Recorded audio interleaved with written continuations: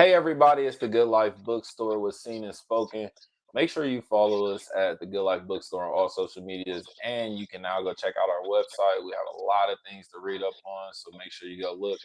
I am one of your hosts, Good Life Russ, and you can find me at Good Life Russ on all social medias. I am your other host, Chloe Simone. You can find me at Trace Simone 25 on basically all areas of social media. We are also very excited with the launch of our bookstore. We have some new fun additions to the website as well. So I definitely would recommend that you guys go explore and see the kind of things that we're doing, and also see if you want to be a part of some of the things that we're doing. So we are here with a wonderful author named Charlotte Gillespie. She is here to tell us a little bit about herself. We want to hear about this story because I hear that it's amazing. We want to get a little insight to who you are and where this book came from. Mm, Okay, my name is Charlotte Gillespie. I am from Olive Branch, Mississippi, yet still in Olive Branch, Mississippi. I am 32 years old, will have a birthday tomorrow. Woo! And so I was born and raised in Olive Branch. All my life stayed in Olive Branch. I go to church. I'm a big church goer. I go to Mount Pisgah Baptist Church, aka the High Place, Bishop Darrell Pettis. I have one brother. I have my mother. My grandparent, both of my grandparents are deceased. My grandmother Okay. just passed in October of last year, which brought me to my journal that's on Amazon, but I will release tomorrow. Okay, But release.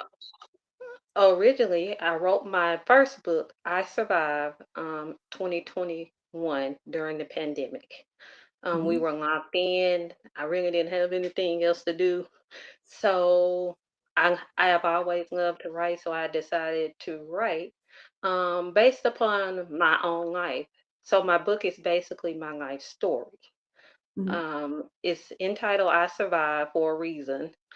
When I was a baby, I was born where I actually used the restroom in my mother and it backed into my lungs, Mhm. Oh which man. is what they call an ECMO baby, Mhm. ECMO. Mhm. And the doctors, a day after, told my family, said, go in and see her for the last time. Mhm. I'm at this point only a day old. So I couldn't breathe on my own. I had all kinds of tubes, you know, and my mother wasn't released from the hospital, so they had to put her in the wheelchair. There, my grandmother, my aunt, which is my grandmother's oldest daughter, my mama's sister, my granddaddy, all of them going down to see me for the last time. So they said, well, we are not equipped for her condition. We are not Mhm. equipped, even if she passes, we are not equipped to make her comfortable for that transition. Mhm. So my grandmother and them, they went back to the room, they're crying, they're praying, and they said, what we're going to take her to Labana Children's Hospital and let them handle her from this point until whatever happens, happens. That's the way they put it. So they got me in the ambulance, and my grandmother and them, of course, they were praying and praying, and the doctor climbed into the ambulance, and I started breathing on my own. Oh wow. In just that point of time, from them telling them that until getting into the ambulance, I started breathing on my own. So the doctor jumps down out the ambulance, go back into the room, said, funny thing, she started breathing on her own. My grandmama said, look at my God working. And he said, you all must have been praying. She said, no, I wasn't praying. We were praying. Mhm. He told my family, he said, we're going to take her on to La Bonner. They are still the best equipped for her to, for this. Mhm. They took me to La Bonner. I stayed in La Bonner 30 days. 30 Mhm. days. Still with the tubes, still had ventilators, still had everything. Yeah. Um, just to help with the breathing. I had what they call an ECMO machine, which would filter out my blood and put it back in Yeah. my body. So basically, it was cleaning my blood, putting it back into my body. Hmm. 30 days, I came home. I was probably a month and a half old when I came home. Um, I went for my appointment, my checkup, for my doctor to tell them, well, ECMO babies, if they live past the baby stage, they usually only live up until 5 years old. Mm. 5 years old, I had no any sickness, nothing. From 5 up until now, I'm 32 years old. I haven't had any problems from that stage other than common things that, people have. But Hmm. other than that, I survived that severe of an illness. Hmm. So that was the story, that was the testimony of my book entitled I Survived. That was my reason for writing that book. That's an amazing That's story. powerful. Yes, Yes. yeah. Definitely thank you for sharing that with us. Hmm. It helps us get to know a little more about you Hmm. and your resilience and Hmm. your ability to survive. So I love that that's the title. So I want to open up with some questions as far as your upbringing and your background. So Hmm. how did books play a part of your life? Did you grow up reading every day? Did you have a bookshelf at home? Did you go to the library? What's your story like? So I grew up reading. I basically took a book everywhere I went. If I was anywhere with anyone, I had a book in my hand reading. I also love to write. I loved to write when I was little. I love to write now. So reading and writing was a fundamental that I had as a child and I have now. Awesome. Hmm. Do you have a particular book that you remembered reading and saying, I think I want to do this? As a smaller child, I pretty much like to read Judy B. Jones. I Yeah. loved her books. Um, I grew up probably mid-age, middle school. I like to read Harry Potter books. I just like the thickness. I guess I just like the thickness of the books and all the chapters and uh, I guess what went on in their books. So those were basically my go-to if I read anything. Mhm. So give us some insight on I Survived. As you were writing the book, was there a healing journey aspect for you? Did you feel like you were letting go of a weight? Did you feel like you had to relive any situations? What was that journey like? So the journey was as if I was not necessarily reliving, but I was basically being a survival guide because I was seeing so many people saying they were on ECMO machines or their babies were on ECMO machines or because were in the same predicament that I was, or I saw where people babies didn't live with that Yeah. same disease. So it kind of put me into a survival, making my book not only a testimony, but a survival guide for people that was in that situation currently or already or right then. They had that advice or that to say, Yeah. maybe my baby won't live, maybe my baby will survive, or. Mhm. So that Some was hope. my most intention, some hope, exactly. Hmm. That was my intention while I was writing. That's definitely powerful. Where do you see your reading and writing journey taking you? Do you plan on writing more books? Do you want to continue the story of your life? Do you want to be inspirational, or do you want to start doing maybe different types of stories? So I've done, like I said, I did my journal that I will release to the world tomorrow. I have another Hmm. journal that actually goes to my book.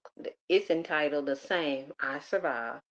Hmm. But My goal is to write a part two to I Mhm, Survive, to mhm, kind of tell the rest of my story, the rest of my mhm, bringing up, the rest of my, what other things that I did survive outside of my illness that I mhm. went through in life.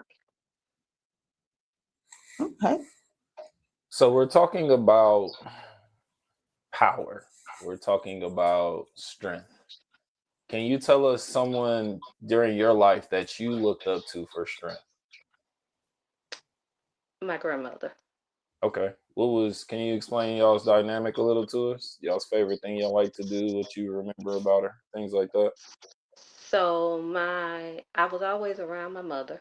My mother was right next door to me. Still is.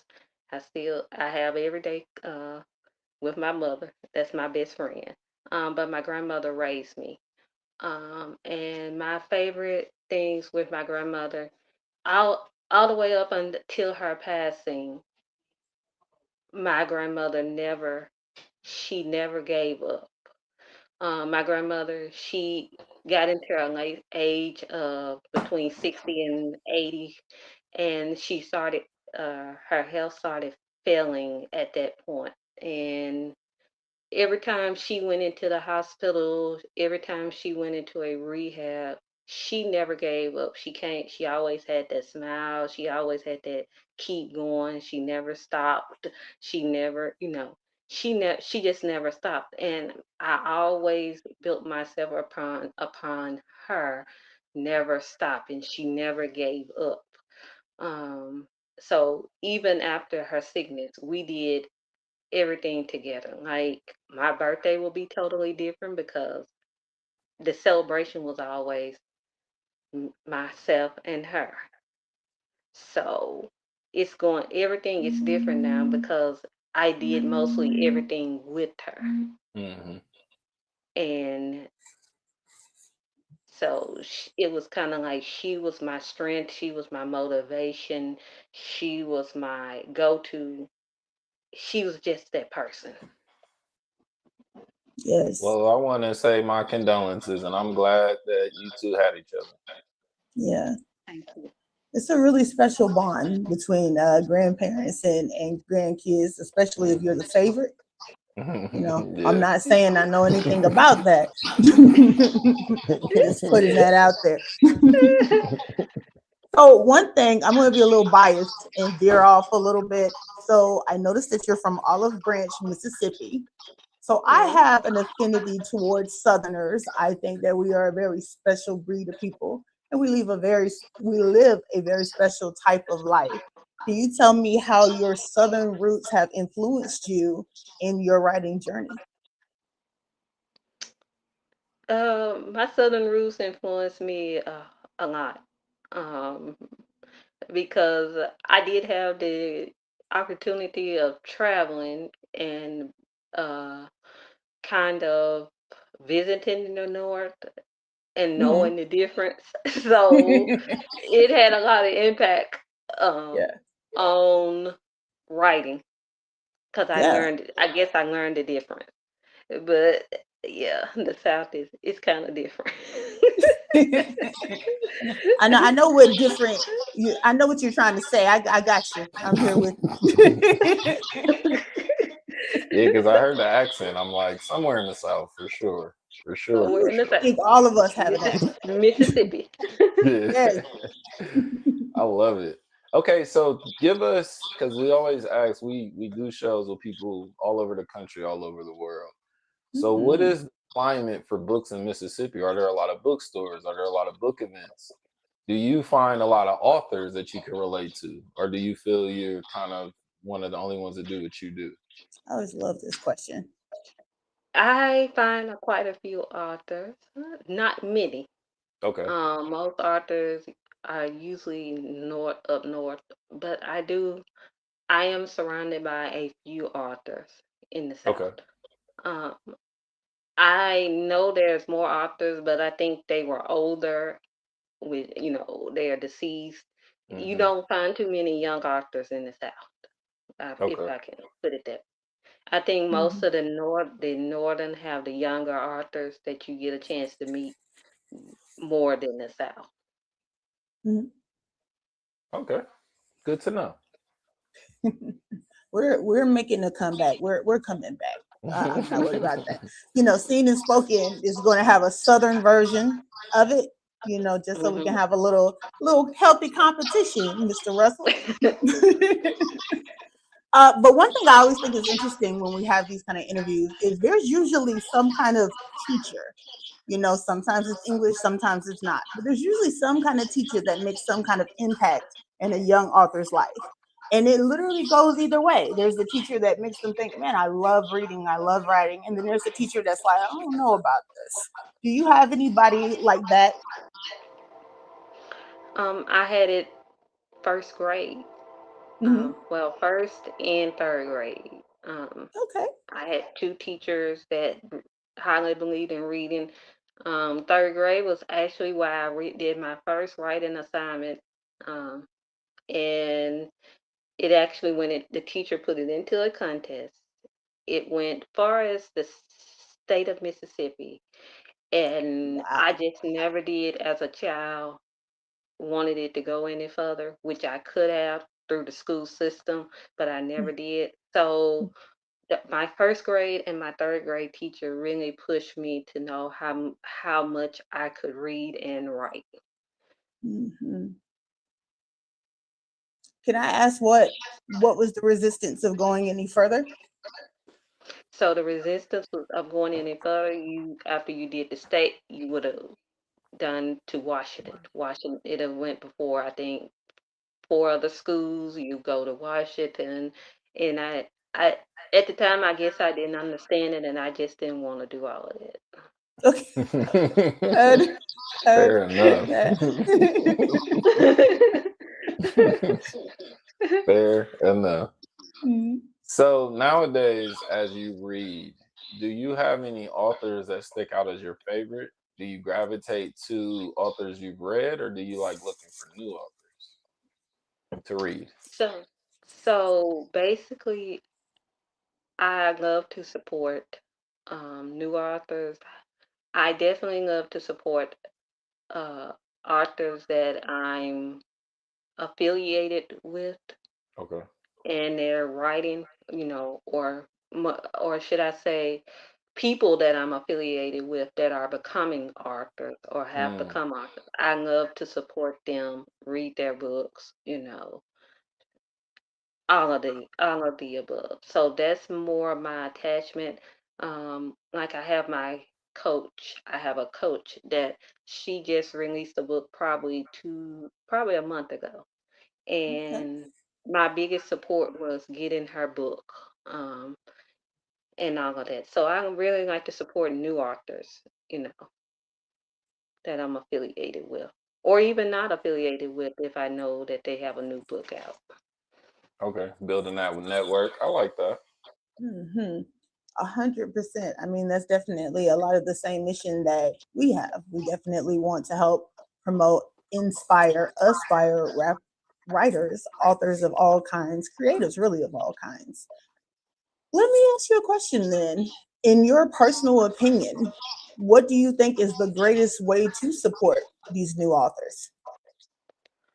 My greatest way my greatest way to support a new author for me is advertisement and reviews. Reviews is Mhm, something I really never got on my first book. mhm, I had a lot of people to buy it, but not many people to give reviews. So mhm, my biggest thing is support and advertisement and reviews. If you check my social media, anybody check my social media, I love advertising. Whether it's books, church, whatever, I just like advertising. So I think advertising, getting it out to other people is a big part.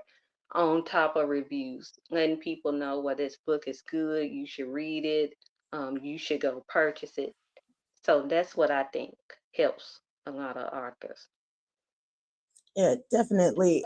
Can you touch a little bit more on just like how significant reviews are? Like, are they make or break moments for somebody deciding this is the book that I want to pick up? Yes, because I think if they see enough reviews or see enough people saying yes, this book is good, or see enough people giving this 4 stars or 5 stars, that they're um it's significant enough for them to go get. It's almost like a restaurant or whatever. If you see the first thing you're going to check is the reviews. Well, yeah, I want to go eat there. The reviews look all nice. So the rating looks nice. So I think it's the same way with the book. If they see that the rating and the reviews are right, that they most likely will go get that book. Very true. So, for the long run, do you see yourself in Mississippi or do you have other plans now that you're this successful author?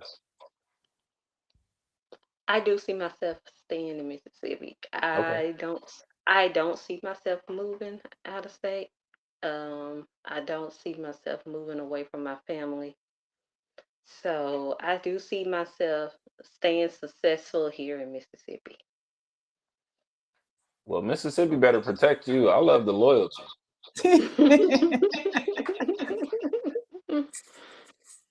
So what does being successful mean to you? Being successful means to me, basically being my being yourself, putting putting into the work, and letting people know what you're doing. It don't necessarily have to be attention. It don't necessarily have to be big, but just knowing in your heart that you are successful, you did this. You have this group of people around you that believes in you. You believe in yourself, that you can do whatever in life that you put your mind to. Yeah, sounds more That's like peace. powerful. Yeah. Hmm. So, for you being you today, what advice would you leave for younger you, learning what you've learned, going through what you've been through? Can you share that with us? Well, I would give to a younger youth, a younger me, or younger people, Yeah. is that to first trust God. That's your first thing. Trust God, uh, believe in God, have a relationship with God. Secondly, believe in yourself. Always believe in yourself. Work for what you want. Get what you want. Get at what you want. Thirdly, believe in others. There are a group of people that believes in you. There are connections that it's just you need to be around, and every connection is not the wrong connection. So make sure you are connecting with the right people, the right resources. Um, so my advice would be trust God, have a relationship with God, believe in yourself, work for what you want, believe in others, and have the right connection with people. Connect to the right people. I love it. I love it. Another thing that I noticed is a lot of the comment threads that we have is we didn't grow up reading books that we felt like represented ourselves or showed who we were. So since we didn't see ourselves in books, a lot of times we had to write our own. And what happened is those books got created and started conversations that we needed to have to understand why that was. If there was any type of conversation that you would hope that your book at minimal does, what would that be? And you have a wide range of topics. One testimony. I hope it will Hmm. bring about a conversation, a testimony. I hope that I could get people more to testify in conversation. People try to hold back what they've been through in life. They try to hold it, bundle it up, Yeah, or either on the other side, what God has done for them. And it's time to let it out through conversation. It's time for people to yeah, know. Either way, it's going to either be a happy time for you of testimony, or it could be a helpful time where it could be like a therapy. So either way, that conversation would be a helping hand to you. It may not be the helping hand that you want it to be, but it may be the helping hand you need it to be through conversation. Mm, yeah. That was a great response. I love how articulate you are and precise. I think that's very important being a writer and being in these spaces where we have to market ourselves and have a camera on us. And I know a lot of us like behind the scenes. So I definitely want to give you your flowers for that, for being able to Mhm. talk about the book, write the book, and come here with us today. Yeah. So it's been amazing. I've enjoyed this interview. I got one more question for you, then I'm gonna pass it on to Chloe. It's more of a request.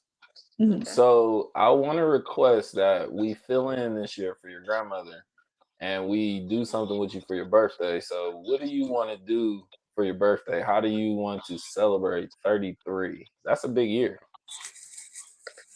Uh, Oh, you know so, I love stuff like this. oh my God. So my biggest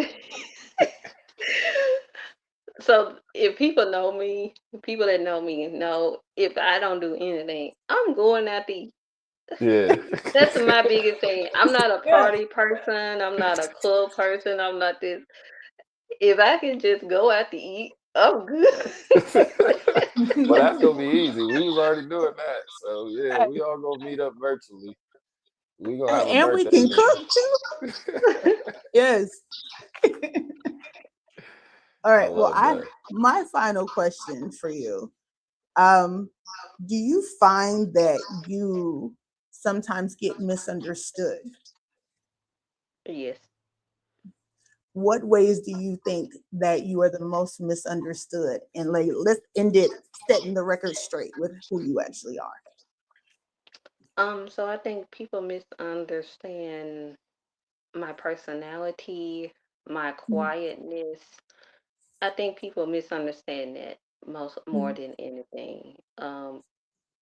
People don't know the things I'm capable of doing because I'm mostly to myself. So I think that's where people really misunderstand me, and I miss out on a lot of opportunities with people because of that, because they really don't Mhm. understand, or I really don't give them the let in of the things I'm actually capable of doing. Gotcha. And that's mostly where I think my misunderstanding comes in. Well, you heard it directly from her. People give her all the opportunities. Make her come to Washington, D.C.